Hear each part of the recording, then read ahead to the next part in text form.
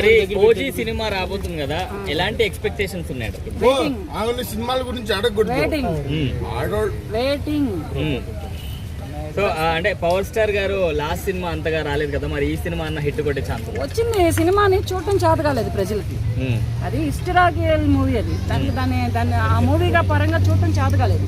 చేత కాక ప్రజలు ఏంటంటే బాగాలేదని చెప్పేసి కొట్టేశారు. కానీ అంత పవర్ స్టార్, అంత డిప్యూటీ సీఎం, అక్కడ సీఎం పదవులను కూడా పక్కన పెట్టుకుని ఇక్కడ సినిమా ప్రపంచానికి టైం ఇచ్చి సినిమా తీసి ఇతను ప్రజలకు ఉపయోగపడుతున్నాడంటే మరి దాన్ని కూడా పక్కన పెట్టారంటే సినిమా చూడటం చేత వాళ్ళు ఫస్ట్. అలాగే ఇప్పుడు రేపు ఓజీ కూడా ఎందుకు అవుతుంది కాదు, ఓజీ కూడా హిట్ కొడుతుంది. మంచి డైరెక్టర్ ఉన్నాడు, మంచి కథ ఉంది, మంచి సాంగ్స్ ఉన్నాయి, మంచి స్టోరీ ఉంది. రేపు 25కి రిలీజ్ ఉంది మూవీ. అది కూడా నేను కూడా వెయిటింగ్, ఎప్పుడు థియేటర్లో హల్చల్ చేద్దామా అని వెయిటింగ్. ఇంకా 10 days ఉంది, ప్రమోషన్ కూడా స్టార్ట్ చేయలేదు. మరి ఎలా అంటారు? అంటే బాలీవుడ్లో ప్రమోషన్ చేస్తేనే సినిమా నడిచే అవకాశాలు ఉంటాయి, మరి ఇప్పటివరకు స్టార్ట్ పొద్దున్న రిలీజ్ అనగా ఇవాళ కూడా ప్రమోషన్ చేసుకోవచ్చు. పొద్దున్న 6 o'clock 11 o'clock మూవీ థియేటర్లో పడితేనగా ఇవాళ నైట్ 12 గంటలకైనా ప్రమోషన్స్ చేసుకోవచ్చు. కలెక్షన్స్ గురించి మాట్లాడక్కర్లేదు. ఓజీ గురించి చెప్పాలంటే మొన్న సినిమా వచ్చింది కదా పవన్ కళ్యాణ్ గారిది, మరి దానికి ఎలా వచ్చింది? కలెక్షన్స్ వచ్చేసినాయి, కాబట్టి సినిమా ఫేడ్ అయింది అన్నట్టు. కానీ ఫేడ్ అవ్వాలా, చూడటం చేతవాలి ఫస్ట్. దాంట్లో అతనే కామెడీ చేసుకున్నాడు, అతనే హీరోయిజం చేసుకున్నాడు, అతనే విలనిజం చేసుకున్నాడు, అతనే పులిని కంట్రోల్ చేశాడు, అతనే ఎక్కడ చేసినా కానీ అతనే కనబడ్డాడు. సినిమాని చూడటం ఫస్ట్. ఎవరి వల్ల ఫేడ్ అవుట్ అయింది? ఫేడ్ అవుట్ అంటే ఏమి ఉండదు అక్కడ, ఎవరు ఒకళ్ళ వల్ల అంటే ఏమి ఉండదు. వీళ్ళు వాళ్ళు అనేది ఏమి ఉండదు. హీరోయిన్ అంటారు, అదంటారు, ఏది కాదు. సినిమాని చూసి ఎంజాయ్ చేయడం ఫస్ట్. సినిమాకి ఎందుకు వెళ్తాం?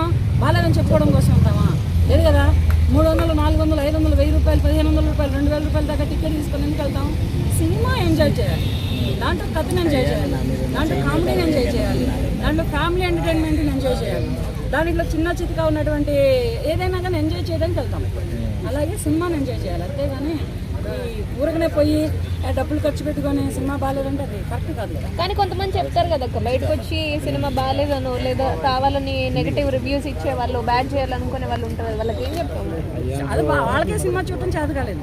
సినిమా చూడటం, సినిమాని అర్థం చేసుకోవడం చేత అయినోడు మాట్లాడాడు, సైలెంట్గా ఉంటాడు, బాగుందని కూడా చెప్పడు, అంటాడు అంతే. వాడు ఏం మాట్లాడు, ఎందుకంటే వాడు సినిమాని ఎంజాయ్ చేశాడు, ఆ సినిమా మూడ్లో ఉన్నాడు.